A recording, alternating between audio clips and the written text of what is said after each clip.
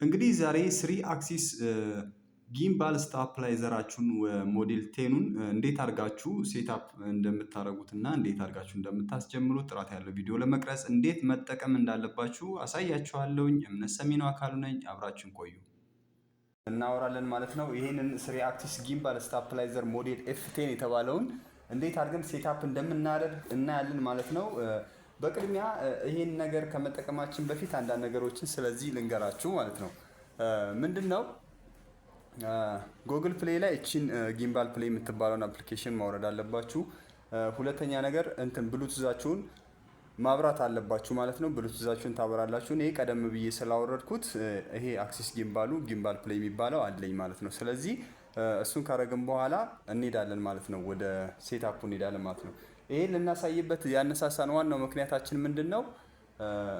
ዩቲዩብ ላይ በብዛት ያለው ቪዲዮ በእንግሊዘኛ የተሰራ ስለሆነ በአማርኛ እንዴት ነው አክሲስ ጊምባልን ኤፍ10 ፕሮ የሚባለውን ስሪ አክሲሱ እንዴት ነው ሴትአፕ ማድረግ የምንችለው፣ እንዴት ነው ለቀረጻ መጠቀም የምንችለው የሚለውን ለማየት ነው።